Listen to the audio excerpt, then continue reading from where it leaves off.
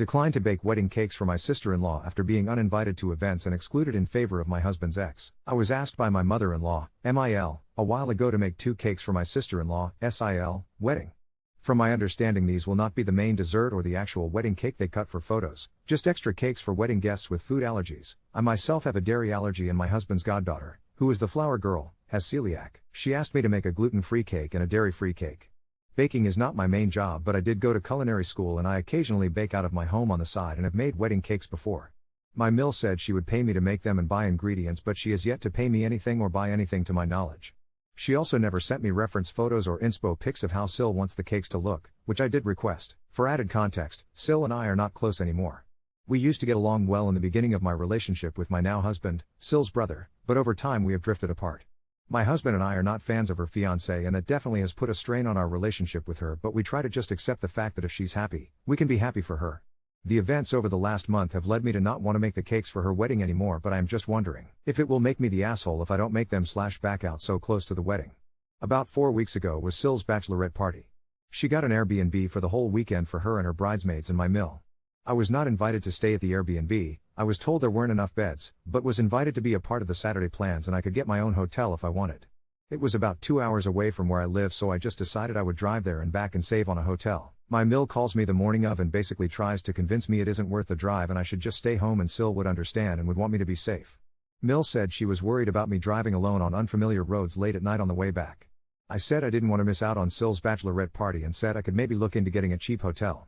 I get all the way there only to get a call from one of the bridesmaids telling me the girls talked and they weren't really comfortable hanging out with someone they don't know. And I was basically uninvited, so I drove the 2 hours back home trying not to cry the whole time. I was very hurt by this from both my mill and Sil. At the time, I thought my mill was just being overly worried about me, but after the fact I was thinking, did Sil not want me there and was trying to get mill to get me to not go? I wasn't sure why I was even invited if that was the case, and why if she changed her mind and didn't want me there that she couldn't have told me herself or before I drove 2 hours there. I told my husband everything and he was so embarrassed and upset by what happened. He messaged his mom and said how upset and disappointed he was that I was treated that way and mentioned how hurt I was by everything. She never responded to his message and didn't reach out to me either. I also never heard from Sil. Flash forward to last weekend, I find out there's another Bach party in town planned for Sil and her fiancé for family only this time. My husband was invited and told specifically not to bring anyone else that wasn't personally invited by the bride or groom. Well, I never got a message or invite to the party, so I assume I wasn't invited and am still hurt I was uninvited to the last one. I tell my husband that he doesn't have to stay home for my sake and that it's his sister and he should go if he wants to. He was getting calls from his cousin and sister asking where he was. I didn't want to keep him from his family or somehow get blamed for him not going, so I told him to go and I'd be okay, even though I was very hurt by being excluded again. Well, he goes, and when he gets back he tells me that his ex-girlfriend was there. I was a mess after that. Knowing that an ex-girlfriend of my husband was invited to my Sil's second Bach party meant for family and I wasn't. I didn't even know Sil and husband's ex were friends. This was a whole new level of pain and confusion and seemed very intentionally spiteful or extremely coincidental. All of this is so sudden and out of the blue. I am shocked and am at a loss for words. I truly don't understand what I could have done to cause his family to turn on me and be so hurtful and not care about my feelings. My relationship with my Sil has been a little strained lately, but not to this degree, and it was something I was hoping we could work on and fix, but it is hard for me to imagine coming back from this. And up until now, I thought I had a pretty great relationship with Mill. I sent a message to her over the weekend about how hurt I am by her and her family, and as I'm writing this, she still hasn't responded. I don't want to back out on the cake order so close to the wedding, but also I barely even want to go to the wedding anymore, let alone bake and decorate 2 different cakes for it. I'm worried if I don't do the cakes they will hold it against me and make me look like the bad guy. I don't want to damage the relationships even further, but I'm struggling with so many emotions with this. It's a battle of self-respect and also guilt of backing out and leaving them hanging right before the big day. Update 1. So when I posted the original thread, before it was taken down by the mods, I had a lot of people telling me not to make the cakes. I'm sorry to say I probably disappointed a lot of the OG responders. I didn't end up making the cakes. I did however make a dozen cupcakes. I found it to be a compromise I was comfortable with. I was very conflicted, but ultimately would have felt too guilty not making anything for the wedding. Mostly because I was providing dessert options for those with food allergies, and having a food allergy myself, I know how hard it is to go to big events and not be able to eat anything. Being a baker, it is especially disheartening to see everyone else enjoy a dessert and not be able to have a safe treat to enjoy as well. I wanted to be sure my husband's goddaughter had a gluten-free dessert. So I decided to make 12 vegan, nut-free, gluten-free cupcakes to accommodate all/most allergens and dietary restrictions. I asked my mill if she still wanted me to make them and she said yes. I said I would need payment up front and she would need to provide the vegan butter and gluten-free flour. I severely undercharged for my baking, so I felt like it was a fair ask. She had my husband's other parent or mill number 2. Husband has 2 moms. This will be relevant later. Drop off the ingredients and payment on Wednesday evening before the wedding. Keep in mind the wedding was Friday. So with my full-time job schedule, I only had Thursday night to make the cupcakes and missed the rehearsal. Dinner. Not that we were planning on making it anyways, to be honest. Sil and her now husband didn't go to our rehearsal dinner because he didn't like anything on the menu, so we were already leaning towards not going to that. Flash forward to the wedding. I told my husband that I wanted to go, at least to the ceremony, because it was his family after all and I wanted to go for his sake. I told him going into it that I was only there to support him and that I was not intending to discuss any of the conflict or tension or prior events and didn't want to bring any drama to his sister's wedding day. I truly did not want to take away from her day. After the ceremony, I go into the reception hall to find the dessert table and drop off the cupcakes. Lo and behold, there were 3 fucking dozen other cupcakes purchased from a gluten-free specialty bakery on the table and no room for my cupcakes to go. I started shaking. I tossed the box of cupcakes on top of the table and went to go find my husband. I found him staring at the seating chart. He said, "Did you see who we were seated with?" I took a look at the chart and was shocked but yet not surprised to see we were sat at the farthest table in the back and not with any member of his family. Except his donor dad. Now a little backstory/context. As I mentioned before, my husband and Sil have 2 moms. My husband and Sil have 2 different donor dads, so Sil has no relation, blood or otherwise, with my husband's donor dad. My husband has never had the intent or interest to meet his donor dad, despite pressure from his moms. His DD, donor dad, was an acquaintance of his parents, so they did know him and would send him cards and pictures other the years, but my husband never wanted to meet him. He never felt the need to because he already had 2 parents. Mill did pressure us to invite DD to our wedding the previous year. I left the decision up to my husband and he chose not to. So back to the wedding. I was fuming.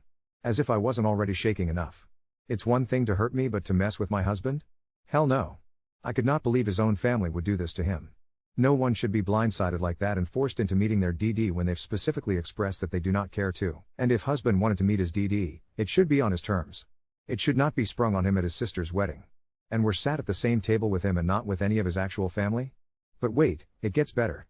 Guess who is sat at the family table? Yup, you guessed it. The fucking ex-girlfriend. I seriously cannot make this stuff up. I was floored and absolutely jaw-dropped at their audacity. I didn't care about the bachelorette parties or the damn cupcakes anymore. My main focus was my husband. He was shaking too and clearly distressed and getting very anxious, nearing an attack. I asked him what he wanted to do and remind him that I was only there for him and will stick by him no matter what he decides to do. I asked if he wanted to leave and go home. I asked if he wanted to go get dinner somewhere else and we can come back for the rest of the reception later. He said he just needed a drink, so we left the cocktail hour and went to the hotel lobby bar, same building as wedding/reception. A friend of ours was working and we immediately vented to her and told her what was going on. After we had a drink, or 2, to calm down, I again asked my husband what he wanted to do. He wanted me to go in and check if his DD was there or not, and if he was, he wanted me to see if someone would switch seats with us. So I went in and scouted out the area. I didn't see him. I know what he looks like only from pictures on Facebook. We went in and sat down at the assigned table full of strangers right before the dinner was about to start. Then thankfully a couple that my husband knew asked us if we wanted to join them at their table since there were open seats. We gladly joined them, so at least we were by someone we knew. That's when we saw that they had special cups that said something along the lines of "My name is and my drinks are on the bride and groom," and we were like, oh, that's interesting. This couple was an older couple that used to babysit my husband and Sil, so not family but family friends. We looked around and saw that all the bridal party and family members had those cups and they were personalized. We of course were never given, told, or offered ones, but guess who did have one? Yup, right again. The ex-girlfriend. Just another slight against me/us. And to be clear, we were not expecting free drinks or to be on the bride and groom's tab or anything, but the fact that we were not only excluded but basically cast away from the family table, hidden in the back, almost ambushed with an awkward AF dinner, telling me they still wanted me to make the cupcakes when they already had ordered them from another bakery in town, and everything else. We were just at a loss for words. We tried to make the best of it and just enjoy the night despite it all. We danced with his goddaughter, got really drunk, thanks to the lovely and supportive bartenders at the lobby bar, and I made sure Mill saw me give one of my cupcakes to the goddaughter. I took the rest of the cupcakes and gave them to the lobby bartenders since they treated us more like family. Mill did try and come up to me and talk during the reception. She asked if I thought things would ever be okay between us again and if we could get back to the way things were before, but I held true to my word and told her that this was not the time or place to talk things out, that this is Sil's day and I did not want to take away from that and make it about me, but that she made it very clear to me where I stand and that she does not consider me family, and left it at that. After the wedding, we basically went low to no contact with them. Mill number 2 tried to facilitate a family meeting with everyone, but that is yet to happen. It's been 7 months and we still have not talked. Zero contact from Sil. Mill has tried reaching out several times but has never truly apologized or owned up for anything. Just that she's sorry for the rift between us and that she was hurt too and basically victimizing herself. Update 2. I am still processing everything, but some honestly jaw-dropping events have transpired since, and I know y'all like a good story, and, honestly, I need to vent to people who haven't played a part in this family psychodrama. So, let's start. Remember how after the wedding my husband and I basically went no contact? I genuinely thought there'd be a long, sour stalemate, maybe some slow thawing via his mill number 2, but nothing dramatic. It turns out I wildly underestimated these people's capacity for awkwardly escalating everything. About 2 months after the wedding, out of nowhere, my mill starts texting me these links about healing family rifts. I wish I was joking, but no, like, actual 10 steps to opening your heart to forgiveness BuzzFeed level content, and one that compared conflicts to sourdough starters. I just ignored them. At the same time, mill number 2 kept pressing my husband for a family summit. We ghosted, and treated ourselves to a weekend somewhere relaxing, where the only drama was a seagull trying to steal my sandwich. Then things went radio silent.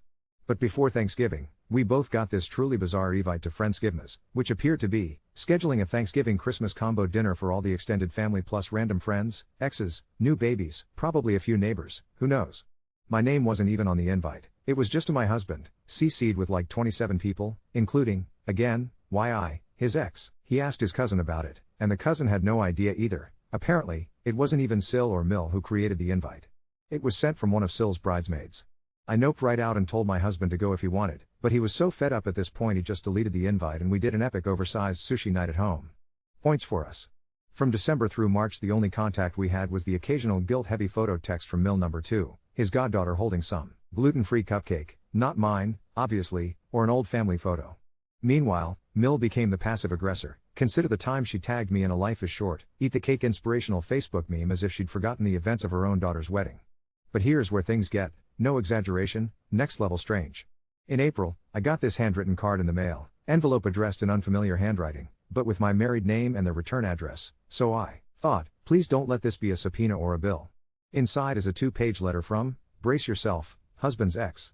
She apologized for all the awkwardness surrounding the wedding, and said she was also confused about her invite to family events, and had been told by Sil and Mill that it'd be nice to catch up because some family members would love seeing a familiar face. She'd been told my husband was unavailable/busy, but maybe you can bring your boyfriend. Apparently, ex had no idea she was being used to needle me, and wasn't even on speaking terms with Sil anymore after the wedding. Drama there, too. Honestly, bless her for apologizing, though it was so surreal to get a letter like I'm in a Bronte novel. I passed it to my husband, and we both just looked at each other and started laughing. This family. I swear. So, while all this was happening, Mill tried to set up an in-person meeting, again, but now she started sending me photos of cakes, literal cake spam, via email. Pictures of cakes she'd thought would be cute for a baby shower or, and I kid you not, for Sil's anniversary. Was this some strange peace offering? A weird, sticky frosted olive branch? I honestly have no clue, but it gave me major hives to open what I jokingly called the gallery of betrayal. Now, the main event, the family reunion from hell. In late May, Mill number 2 was relentless about us joining family for a reunion picnic at a local park, said that Sil and her new husband would be there, and they wanted to bury the hatchet. I was firmly in the nope camp, but my husband, bless him, felt maybe, just maybe, in a public place it could be safe to hash things out or at least set boundaries, with plenty of witnesses, and available escape routes. So we agreed. I made a neutral, store-bought fruit tray, petty? Maybe. Therapeutic? Absolutely, and arrived as late as possible. Things started normal. Mill number 2 was handling burgers, and some distant cousins were already digging into homemade dips. Then Sil comes over with her husband, who actively avoids eye contact, which suits me fine. The weirdest thing is that Mill is glowing, like she actually believes we're all going to sit in a circle, sing Kumbaya, and hand-feed each other cupcakes. After some tense chit-chat about the weather, the new car, some neighbor's renovation, banal as can be, Mill finally sits us down and launches into what I can only describe as a staged apology. She reads, from her phone, a prepared statement that includes, I am sorry for anything you may have felt during the events of the wedding. It was never my intention for anyone to feel excluded. Sometimes people mishear things or take things too personally, but I love my family. It takes a village to plan a wedding. Perhaps things were missed, and communication could have been better. And I know you tried very hard to make a special dessert which, honestly, people talked about for weeks as being different. If you heard the word sorry in there, you'd be mistaken. It was classic non-apology, full of emotional sidesteps, and, seriously, she even doubled down on, I thought you wouldn't feel comfortable around so many new people, since the old crowd loved husband's ex so much. Like, am I being filmed? We just sat there, stone-faced. My husband then calmly, very clearly, articulated the pattern, the repeated excluding, the manipulation, the weird insistence on inviting exes, and finally, putting him at the back of the room with his donor dad. He actually said, You ambushed me. On purpose. And you never owned up, and I don't see evidence things would change. Then said, we're moving forward with distance. If you want real reconciliation, you know how to apologize for real, not with prepared speeches or fake cake photos. Y'all, I stood up, collected our uneaten fruit tray, and we left. Mill called after us, wait. Don't be dramatic. Let's have some potato salad, but we ignored it. As for Mill and company, they still like, comment, and tag us in memes, from blocked accounts, even, creepy, but the message has slowly gotten through. Her contact is now formal and limited to family events that only matter to my husband and chosen family. So, Reddit, I survived the most petty family drama ever, have become the go-to allergy-friendly baker in my city, and am zen level unbothered by Mill's cake memes. Still no honest apology from the wedding crew. But the moral is clear, stand your ground, set boundaries, and take your cupcakes with you. Update 3. It's been almost a year since the wedding chaos. Every time I tell myself the story is finally over, this family seems to find a fresh new layer of bizarro. Buckle up, because somehow the drama did not expire like leftover wedding cake. If anything, it got juicier, weirder, and, I'll admit, since I'm mostly detached now, a little bit hilarious. Y'all wanted a new chapter. Here you go. So, after the failed family reunion from hell, where, for the record, my unused fruit tray has become a running joke between my husband and me, bring the fruit. You never know when you'll need to storm out. We held to the low to no contact. No birthdays, holidays, nothing. But you know how Mill's love language is passive-aggro social media engagement? It did not stop. First, every single time I posted a photo of something I'd baked, especially the cute pride cupcakes I did for my friend's party, a brand new anonymous FB account would start liking or heart reacting within 3 minutes. I blocked them. Next week, new account, same routine. The username? Just Desserts 2024. Subtle, right? Meanwhile, Mill number 2, who is clearly trying to get all the good karma, would drop off grocery bags of random gluten-free flour or overripe bananas on our porch and text, in case you want to bake something. Hope you're well. It'd be sweet if it didn't feel like a plot twist from Get Out. Husband referred to this as drive-by produce. Late July, I get a group text invite, surprise. Secret baby shower for Sil. Don't tell her. Guess who's in the group? Me, both Mills, every single bridesmaid, Sil's work friends, and husband's ex. Just in case you thought this pattern was accidental before. Also, the person who made the evite? The ex-bridesmaid with whom I haven't exchanged a single word since that infamous phone call last year. I almost replied with, I'm lactose intolerant and so is my patience, but decided to ignore. But then, get ready, 2 days later, I get an actual bouquet delivered to my house, with a card, would love to see your beautiful cupcakes at the shower. From one baker to another, Sil's husband's name, signed as, I swear to God, Mr. Sweet Tooth. I checked the handwriting. It wasn't his. It was Mill's handwriting, that weird curly loopy style she does. Y'all, she forged a note from her own son-in-law. Husband and I went from annoyance to open-mouthed awe. It was late, we'd had wine, and we couldn't stop giggling. Should I bake cupcakes? One for each of my grudges? Spoiler, I did not bake a damn thing. A week before the shower, Sil herself texted my husband directly for the first time since the wedding. Hey, I know mom is being over the top, just wanted you to know you don't have to come to my baby's shower or anything you're uncomfortable with. Sorry for how things went down. No direct apology to me, mind you, but at least she acknowledged her mom's circus tactics. It was honestly the most mature thing I've heard from her in 2 years. Husband, who continues to be the MVP of team boundaries, just said, thanks. Give the baby my best. That was it. We didn't go. I guess the ex-lover/ex-girlfriend's gluten-free banana cream cupcakes were a hit, or so says Mill's very subtle public Facebook post. Good things come to those who forgive and bake. This is where the story turns. Remember how, during all this, I quietly took my business more seriously. Shout out to those who DM'd me for baking orders. Your real ones? Well, turns out, a local allergen-friendly bakery was opening a new spot across town.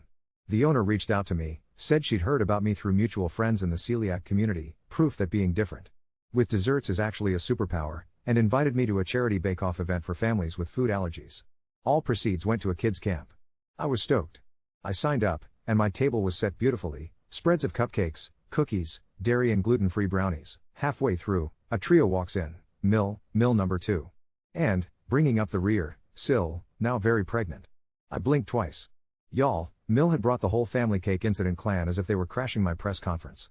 I saw the look in her eyes. She wanted a scene, a big, messy, reality TV reconciliation over the brownies. But nope. I smiled, offered everyone a sample, with a polite let me know about any allergies, and treated them like any other guest. People, including random kids and a few teachers, started talking about the wedding cupcake drama. Turns out, the gluten-free bakery owner had heard my story and retold it as local legend. When Mill introduced herself, someone else said, "Oh, you're the Mill from the story." She looked mortified. Guess who won the Bake-Off's People's Choice?